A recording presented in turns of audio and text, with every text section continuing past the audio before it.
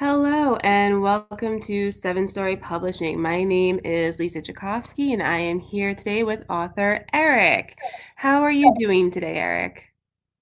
I'm doing pretty good. Awesome. Can you tell us about your book and your inspiration for it? Yeah. My first novel, A Spider's Web, was inspired by. I had a couple ideas of stories with princes and knights and kings, and I finally found a concept where I could meld them all together into one story. So I decided to bring that to life. The world that I write in, Fold, is something I've been working on for many years. I've had some of the ideas since I was a child, and so finally finding a nice story to bring out my world and have it, you know, be able to show to everybody has been fantastic. That's amazing. Can you give us a summary of the book? Yeah. There's the three main characters. There is a knight who's very skilled, but then he makes a mistake, and it impacts a maiden of a different court, and she comes to bring justice to him.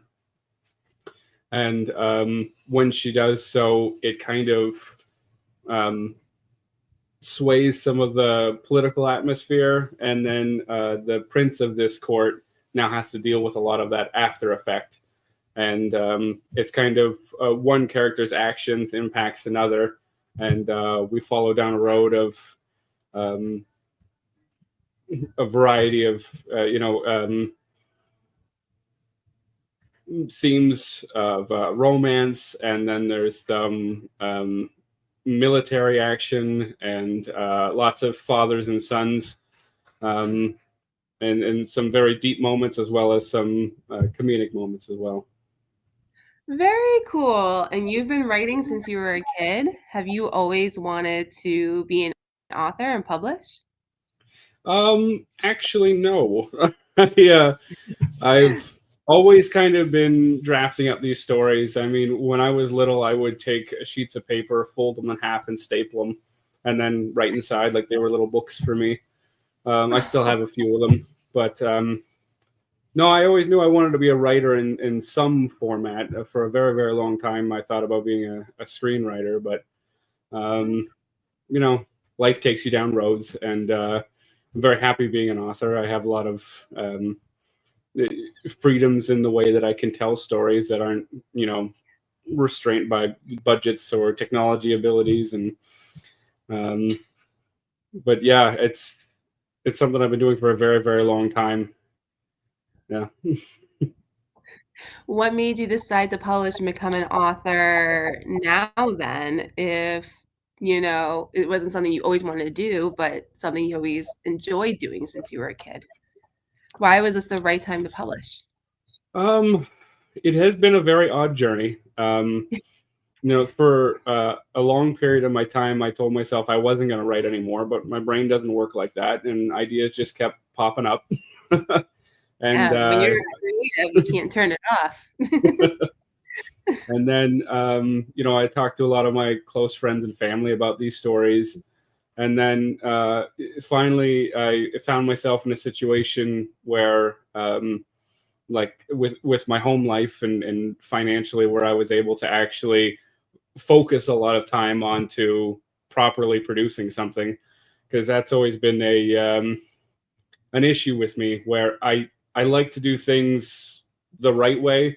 A lot of writing tips are just write it and put it out there, and as long as it happens, it happened. Um, but I don't follow that very well. Yeah. So once I got my living situations figured out, and found a proper story that I knew could fill an entire novel's worth of books, um, or novel's worth of pages.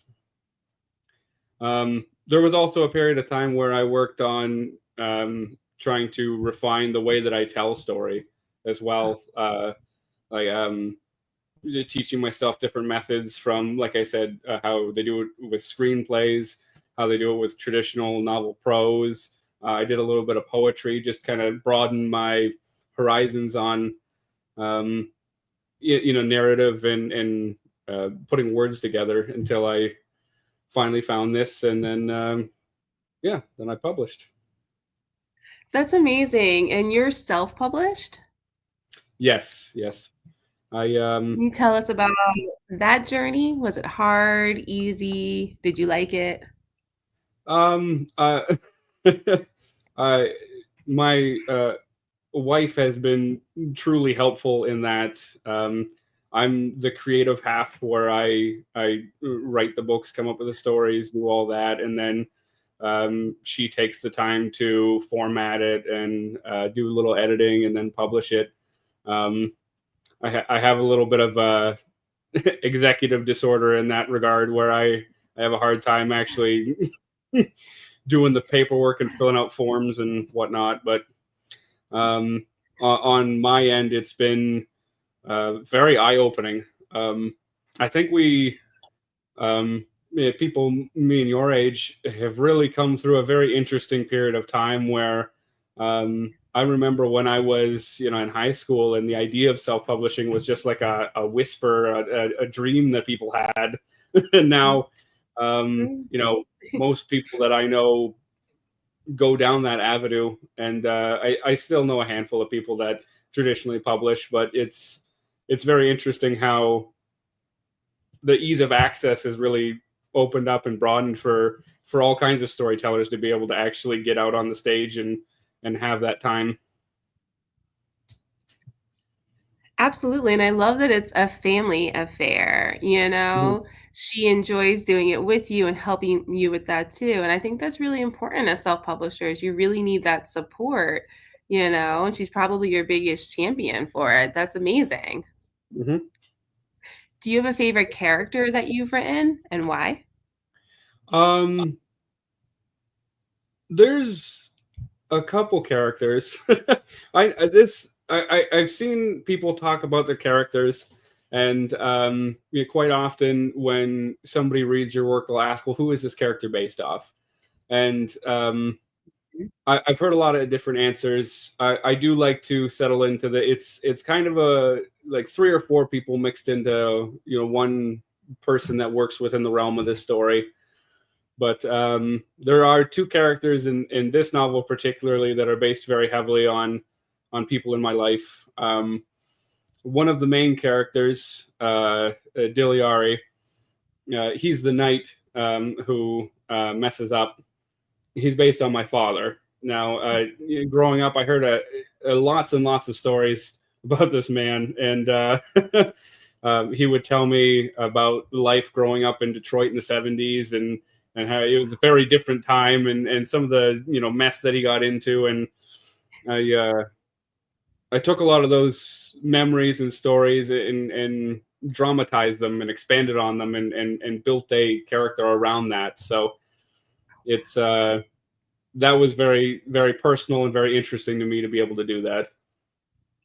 That's awesome. How do you come up with the names for your characters? That's something I've always struggled with. Um, I I do hear that often, that people sometimes struggle with coming up with names for things. That's never been a problem for me, for better or worse, I guess. When I come up with a name, it's kind of what I stick with. Um, though that being said, all of the characters, usually once I come up with a name, it's stuck.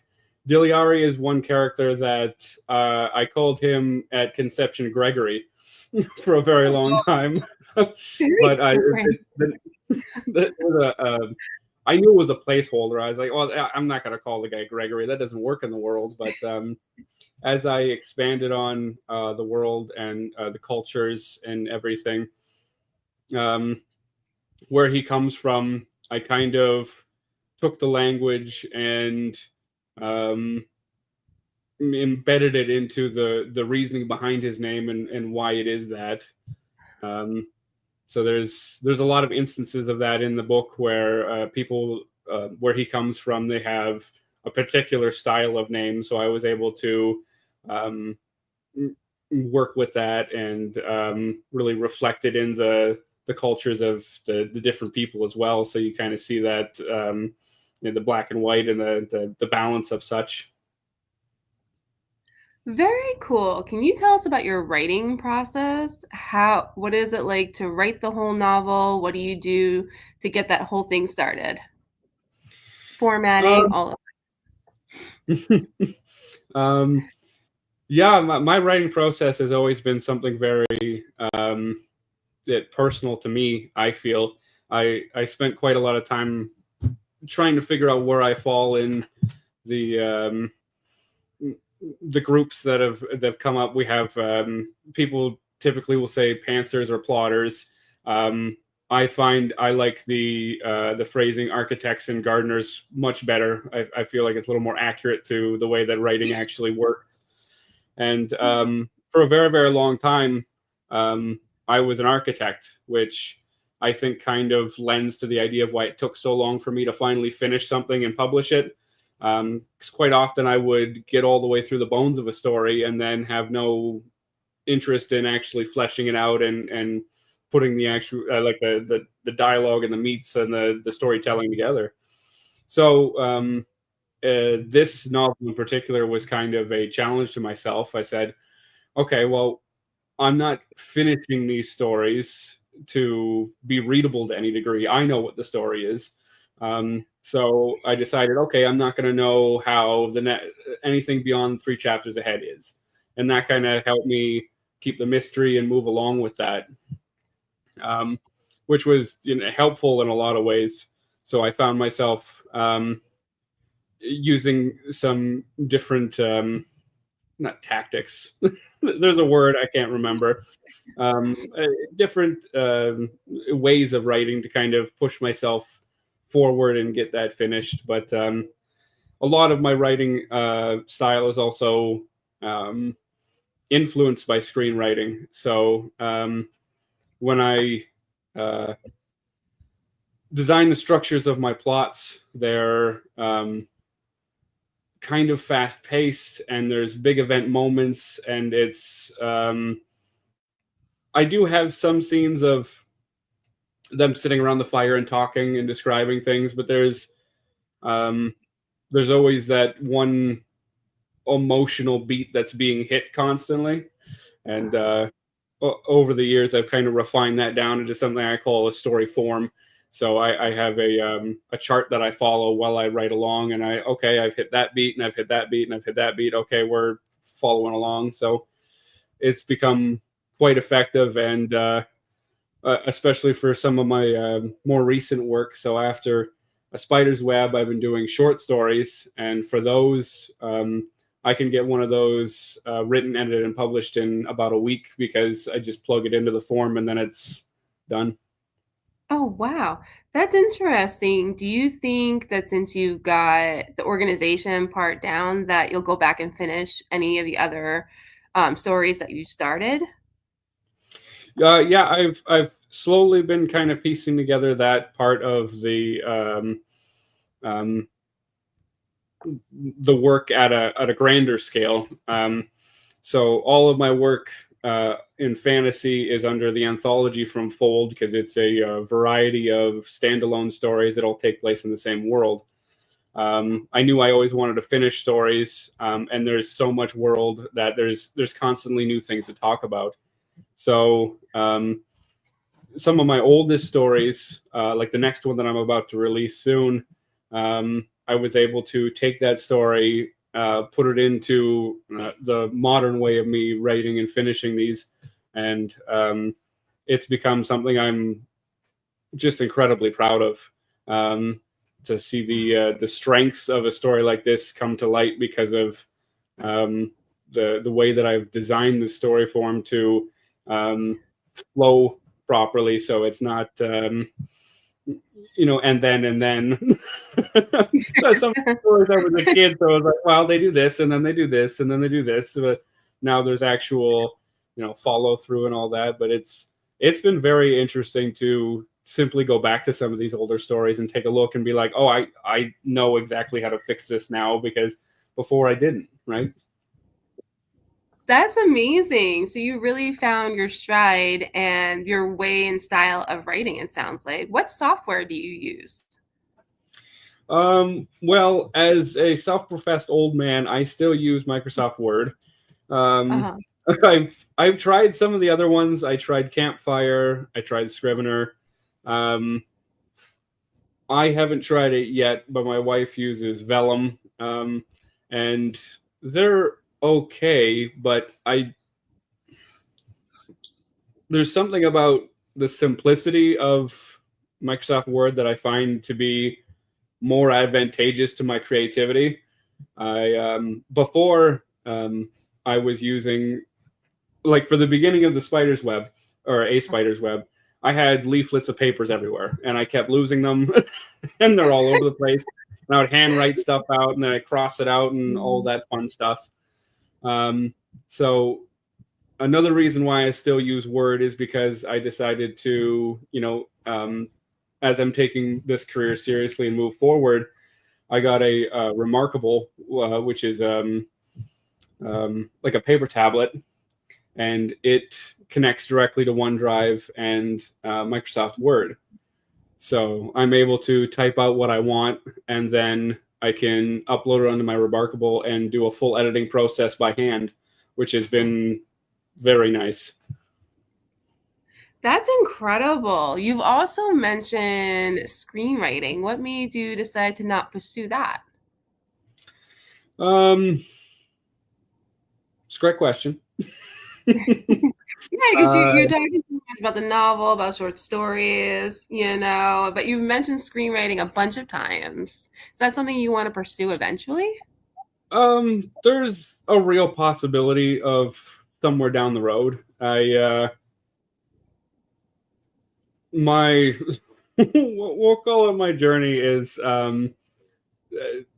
something that's very atypical, I would say.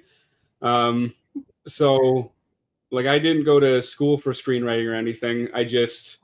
I've watched movies my whole life. I watched my dad draft up scripts and read them, and I would come up with my own ideas. And it's really a passion for that art form that drives the want to do it. And it's more or less an accessibility that I didn't become a screenwriter, but I have come to find out that a lot of the ideas that I have, as far as storytelling and themes and genres, are, like I said before, a little bit out there. So it's kind of hard to ground it in something like screenwriting. I get far more freedoms with Word in a book that I could just write and then it exists. I don't have to argue with anybody about the validity of why this is the way it is. I agree. And what if your books got picked up for screenwriting or becoming a movie or anything like that in the future? How would that Oh, make you feel? I think about that occasionally. I would be very honored. I would like to be the one to write the screenplay for it. In many ways, like I said, with my story form, it's been predisposed to be able to be a screenplay quite easily. But in other ways, I don't really know anymore. The more I sit back and I look at my work, actually, recently I was thinking about audiobooks because those are fairly popular now. And I think there's something about the style of which I write that kind of inhibits audiobooks.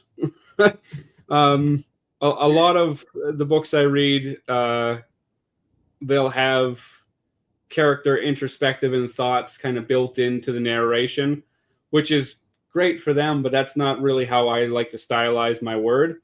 So a lot of times the introspection and the thoughts are their own lines of, italicized dialogue.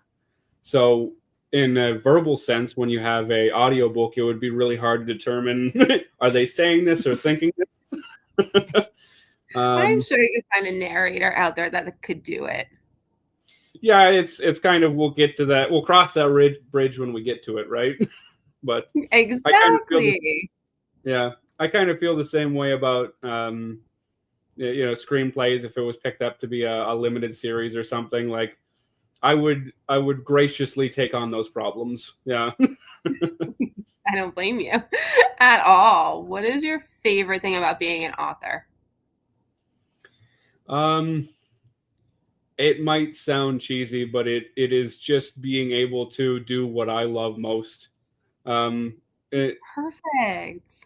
uh, I mean, I've done a wide variety of jobs in my life, and service work, construction in factories, and at almost every step along the way, I would get scolded by supervisors and people in charge that I should be working and not writing down little notes. So it's it's relieving to finally, that's the purpose of what I'm doing. I'm not, against the grain anymore. Um, because yeah, that's another part of the style of writer I am, where if I don't write it down immediately, it's gone. I need to have it on typed out, written on a page, audio file, something, or else it's disappeared. Great. Any of really strange times that you were inspired that you had to write something down? Because I know as creatives, we get inspired anytime, any place, anywhere. And it can be the most strange or weird times or places. Anything like that ever happened to you? um, yeah, actually, it's not. I don't know if it would be strange. Like strange places, that there's always these little nuggets of truth when we're observing things, and we're like, that I need that right there.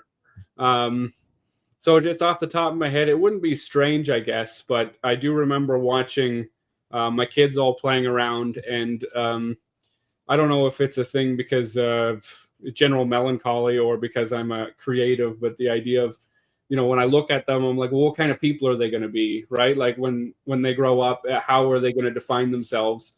And ruminating on those ideas, I'm looking at, I'm like, okay, so you're going to be the smart one, you're going to be the strong one, you're going to be the happy one.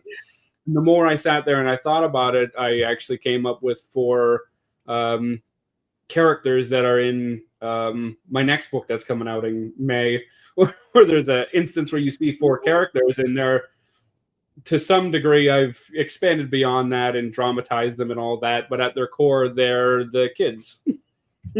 That is so incredible. Are your kids old enough to understand that they're gonna have characters based off them in a book? Are No, they excited?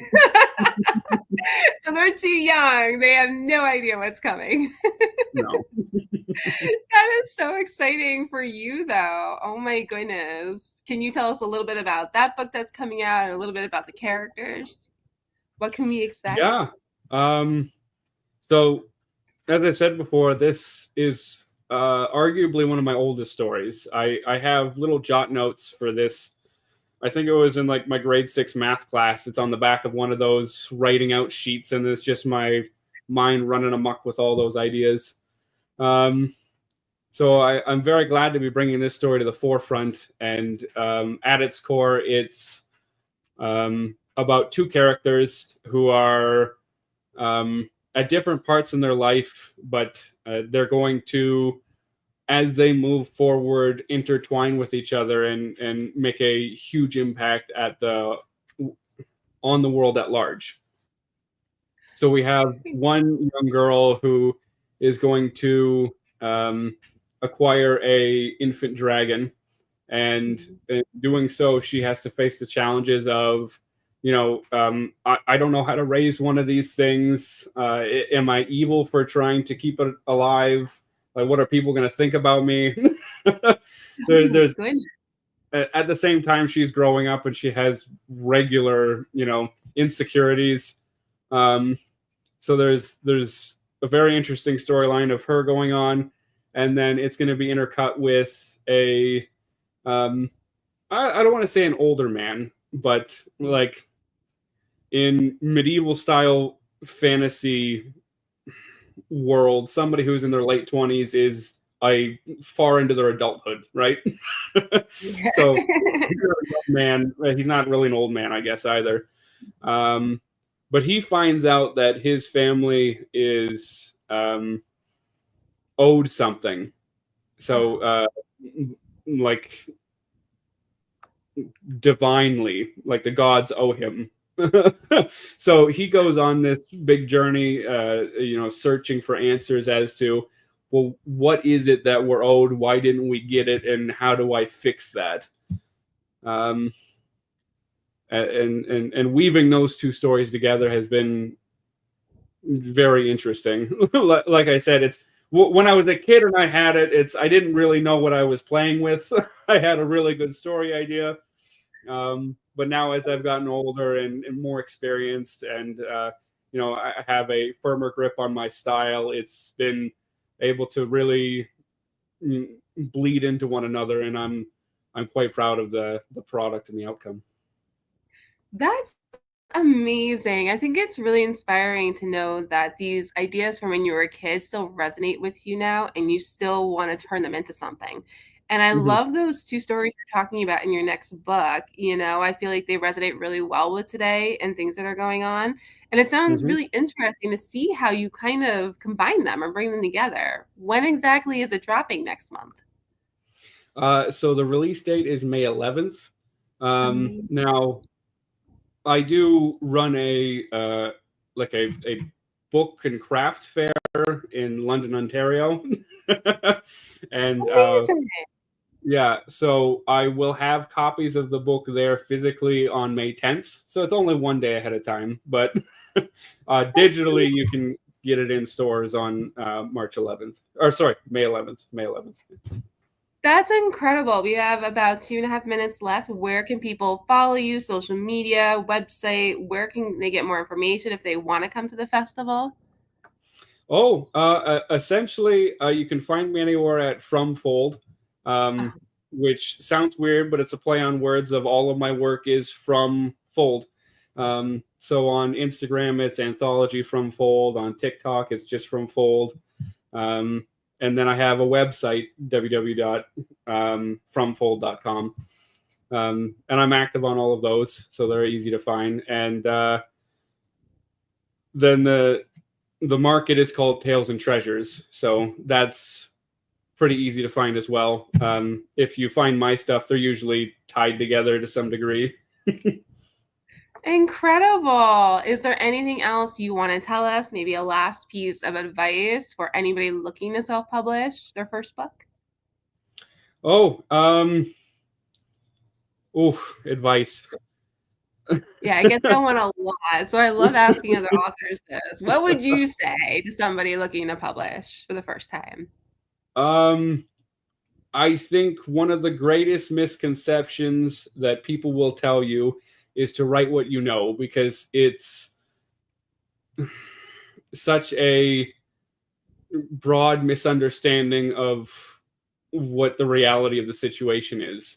It's not write what you know, it's do what you know is comfortable until you find your own style in it, right? So like, for example, I still use Word. Many professionals have moved well beyond Word because it doesn't suit them, but it suits me fantastically. So, adhere to what you know is true to yourself as far as writing, and everything else is going to fall into place, right? I love that. I think that's amazing advice. And I think you're absolutely right too, because I feel like we fall into the trap of writing what we know sometimes. And it can be kind of hard to break out of that. I'm kind of in a little bit of that boat right now myself too. So I absolutely love that advice. And I think it's really smart because you came up with this incredible world. And as creatives, we can all do that too. Mm-hmm. Thank you I so much. Go for it. Oh, sorry. No, just That's okay. Go on for it. one more note would be like, I say I write fantasy, but it's really more of a setting. Like my stories are either coming of age stories or road trips or horrors, but they're all set in a fantasy world. It's a rich backdrop, but it's not the story being told, right? So that kind of like write what you know, as you can write any kind of story you want with that kind of setting. Exactly, you're totally right, like, you're still writing what you know, but you're making things up to kind of engage and bring more to it. I Hmm. think that's such a great way to look at it too. Thank you so much for being here, Eric. Is there anything else you wanna tell us before we finish up? Oh, I'm very glad that you had me here, and it was a delight. Thank you, I'm so glad. Thank you so much for being here. My name again is Lisa, and I'm with 7 Story Publishing. Thank you so much again, author Eric.